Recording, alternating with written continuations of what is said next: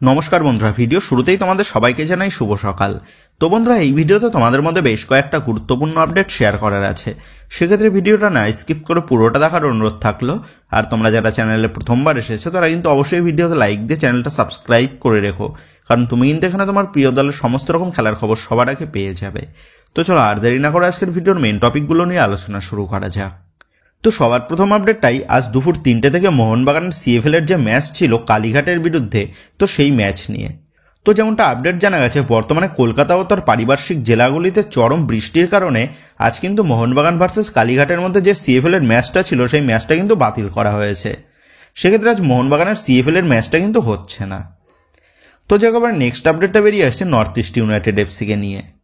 তো তোমরা জানো গত মৌসুমে নর্থ ইস্ট ইউনাইটেড এফসি মৌসুমের মাঝ বরাবর 33 বছর বয়সী অস্ট্রেলিয়ান ওয়ার্ল্ড কাপার টমি জুরিককে দলে সই করিয়েছিল, এবং গত মৌসুমের মাঝপথে এসে নর্থ ইস্ট ইউনাইটেড এফসি জার্সিতে টমি জুরিক সে কিন্তু 6 ম্যাচে 5টা গোলও করেছিল। আর এই সেরা স্ট্রাইকারকেই এই মৌসুমেও কিন্তু নর্থ ইস্ট ইউনাইটেড এফসি নিজেদের দলে ধরে রাখতে চাইছিল। তবে টমি জুরিকের নিজের পারিবারিক কিছু সমস্যার কারণে সে কিন্তু এই মৌসুমে আর ইন্ডিয়াতে সে কন্টিনিউ করতে চায়নি, যার ফলে নর্থ ইস্ট ইউনাইটেড এফসি তারা কিন্তু টমি জুরিকের পরিবর্তে নতুন এক বিদেশি স্ট্রাইকারকে এবার চূড়ান্ত করে নিয়েছে। আর সেই স্ট্রাইকারটা হচ্ছে 31 বছর বয়সী মরক্কান সেন্টার ফরওয়ার্ডের স্ট্রাইকার অ্যালেকডাইন আজারাই।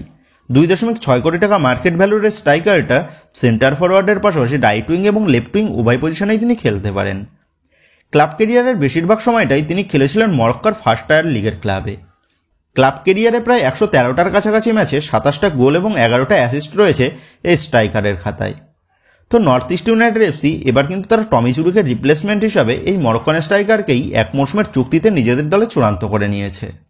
তো যে একেবারে নেক্সট আপডেটটা বেরিয়ে আসছে ইস্ট বেঙ্গলকে নিয়ে। তো তোমাদের বেশ কিছুদিন আগেই জানিয়ে দিয়েছিলাম ইস্ট বেঙ্গল ম্যানেজমেন্ট তারা তাদের দলে ষষ্ঠ বিদেশি হিসাবে মোহনবাগান দলের গত মৌসুমের স্প্যানিশ ডিফেন্ডার হেক্টর রুস্তোকে দলে চূড়ান্ত করার পথে রয়েছে। আর ঠিক সেই মতনই গতকাল ইস্ট বেঙ্গল ম্যানেজমেন্ট তারা কিন্তু 1 বছরের চুক্তিতে এই হেক্টর রুস্তোকে নিজেদের দলে চূড়ান্ত করে নিয়েছে। তো হেক্টর রুস্তো গত মৌসুমে মোহনবাগানের ডিফেন্স লাইনকে যে লেভেলের ভরসা জুগিয়েছিল, তাতে কিন্তু এটা বলাই যায় হেক্টর রুস্তোকে দলে নিয়ে ইস্ট বেঙ্গল নিজেদের ডিফেন্সকে বেশ খানিকটা মজবুত করে নিয়েছে। তবে আবার হেক্টর রুস্তোর পাশাপাশি ইস্ট বেঙ্গল ম্যানেজমেন্ট তারা কিন্তু এবার রাহুল কেপি এবং ভিঘ্নেশ দক্ষিণামূর্তি এই দুজনকেও দলে নেওয়ার ট্রাই করছে। সেক্ষেত্রে রাহুল কেপি এবং ভিঘ্নেশ এরাও ইস্ট বেঙ্গল দলে চূড়ান্ত হয়ে গেলে ইস্ট বেঙ্গল তারা কিন্তু এই মৌসুমে আইএসএল এর চ্যাম্পিয়ন হওয়ার রেসে তারাও কিন্তু বেশ ফাইট দেবে, সেটা বলাই যায়। সেক্ষেত্রে এখন এটাই দেখার বিষয় হবে ট্রান্সফার উইন্ডোর শেষ বাজারে সমর্থকদের বড় চমক দিতে সক্ষম হয় নাকি ইস্ট বেঙ্গল ম্যানেজমেন্ট। তো এবার নেক্সট আপডেটটা বেরিয়ে আসছে কলকাতার আরেক প্রধান মোহামেডান স্পোর্টিংকে নিয়ে। তো বেশ কয়েকদিন আগেই তোমাদের জানিয়েছিলাম মোহামেডান স্পোর্টিংয়ে এবার কিন্তু আরও একটা নতুন ইনভেস্টর যুক্ত হতে চলেছে। আর গতকাল যেমনটা জানা গেছে মোহামেডানের সেই নতুন ইনভেস্টর হিসাবে বাংকার হিলের সাথে এবার কিন্তু যুক্ত হলো স্রাচি গ্রুপ। তো এই স্রাচি গ্রুপ তারা কিন্তু বাংলার ফুটবলে বেশ পরিচিত একটা ইনভেস্টর, এবং বর্তমানে সিএফএল এর মেন ইনভেস্টর হিসেবেও কিন্তু নিযুক্ত হয়েছেন এই স্রাচি গ্রুপ। তো এবার কিন্তু বাংকার হিলের পাশাপাশি এই স্রাচি গ্রুপ নতুন ইনভেস্টর হিসেবে নিযুক্ত হলেন মোহামেডান স্পোর্টিং দলে, এবং যেমনটা খবর 3 বছরের চুক্তিতে প্রায় 100 কোটি টাকার কাছাকাছি ইনভেস্টমেন্ট করতে চলেছে মোহামেডান স্পোর্টিং দলে এই স্রাচি গ্রুপ। তো যে একেবারে নেক্সট আপডেটটা বেরিয়ে আসছে এই মৌসুমে মোহনবাগান দলে নিযুক্ত হওয়া 31 বছর বয়সী স্প্যানিশ সেন্টার ব্যাকের প্লেয়ার অ্যালবার্টো রড্রিগেজকে নিয়ে।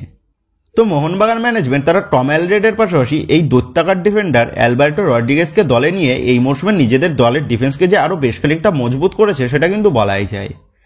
তবে টম অ্যালড্রেড বেশ কিছুদিন আগেই তিনি কলকাতায় চলে আসলেও অ্যালবার্টো রড্রিগেজ সে কিন্তু এখনও কলকাতায় এসে পৌঁছায়নি, কারণ যেমনটা খবর জানা গেছে অ্যালবার্টো রড্রিগেজের ভিসা সংক্রান্ত কিছু সমস্যা হয়েছে, যার ফলে সে কিন্তু এখনও কলকাতায় এসে পৌঁছাতে পারেনি।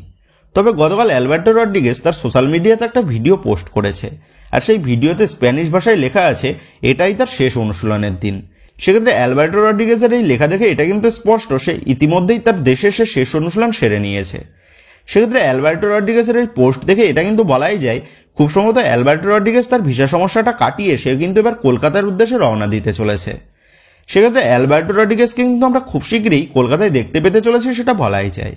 আর অ্যালবার্টো রড্রিগেজের কলকাতায় ল্যান্ড করার এক্সাক্ট ডেট বা টাইমটা জানতে পারলে অবশ্যই কিন্তু তোমাদের মধ্যে শেয়ার করে দেবো। তো যাই হোক, এখন এটাই দেখার বিষয় হবে আসন্ন ডার্বি ম্যাচে টম অ্যালড্রেড এবং অ্যালবার্টো রড্রিগেজ জুটি নাকি হেক্টর রুস্তে এবং হিজাজি মাহেরের জুটি বাজিমাত করতে চলেছে। তো বন্ধুরা, তোমাদের কি মনে হচ্ছে আসন্ন ডার্বি ম্যাচে ইস্ট বেঙ্গল নাকি মোহনবাগান কোন দলের দুই বিদেশি ডিফেন্ডার বেশি নির্ভরতা যোগাতে পারবে নিজেদের ডিফেন্সকে? এই বিষয়ে তোমাদের মতামতটা অবশ্যই নিচে কমেন্ট করে জানিয়ে দিও। তো এবার নেক্সট আপডেটটা বেরিয়ে আসছে প্রীতম কোটালের বিষয় নিয়ে।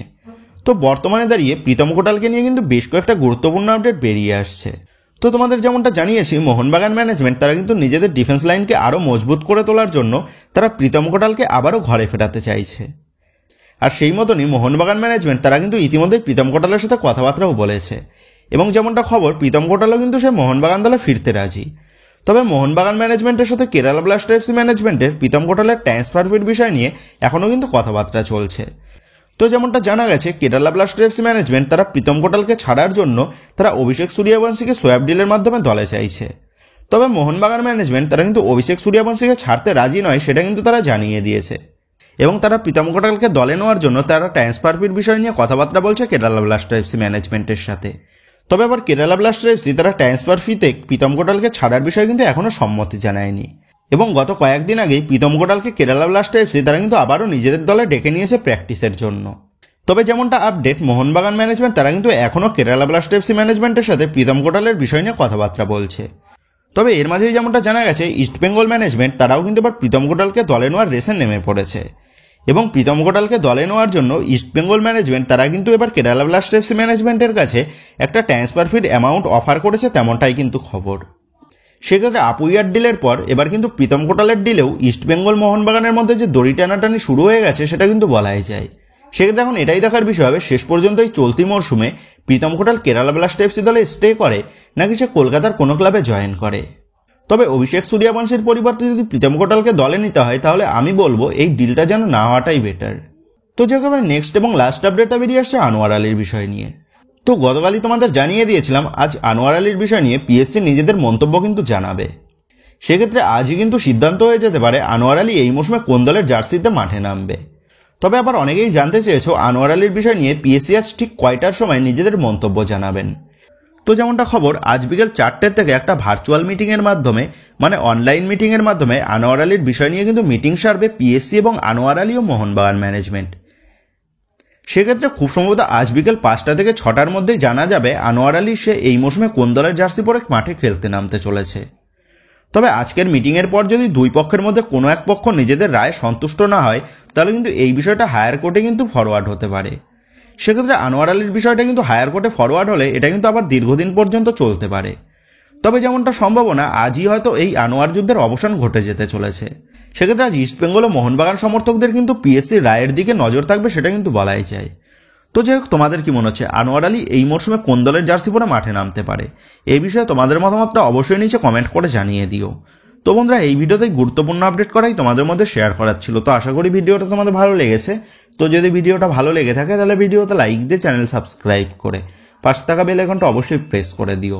আর তোমরা যারা এখনো পর্যন্ত আমাদের সোশ্যাল মিডিয়া পেজের সাথে যুক্ত হওনি তারা কিন্তু অবশ্যই নিচে ডিসক্রিপশন বক্সের লিঙ্ক থেকে আমাদের সোশ্যাল মিডিয়া পেজের সাথে যুক্ত হয়ে যেও, কারণ এখন কিন্তু সমস্ত লেটেস্ট আপডেটগুলো সবার আগে আমাদের সোশ্যাল মিডিয়া পেজেই পোস্ট করা হয়। আর তোমরা এখন ফেসবুক এবং ইনস্টাগ্রামে গিয়ে তোমরা আমাদের চ্যানেলের নাম লিখে সার্চ করলেও তোমরা কিন্তু আমাদের ফেসবুক এবং ইনস্টাগ্রাম পেজটাও খুঁজে পেয়ে যাবে। সেক্ষেত্রে তোমার প্রিয় দলের সমস্ত রকম লেটেস্ট আপডেট সবার আগে পাওয়ার জন্য এবং আমার সাথে সরাসরি যে কোনো বিষয়ে কথা বলার জন্য তোমরা কিন্তু অবশ্যই মনে করো আমাদের সোশ্যাল মিডিয়া পেজের সাথে যুক্ত হয়ে যেও। তো বন্ধুরা, এই ভিডিওটা এটুকুই ছিল। তো আসি বন্ধুরা, দেখা হচ্ছে পরের ভিডিওতে।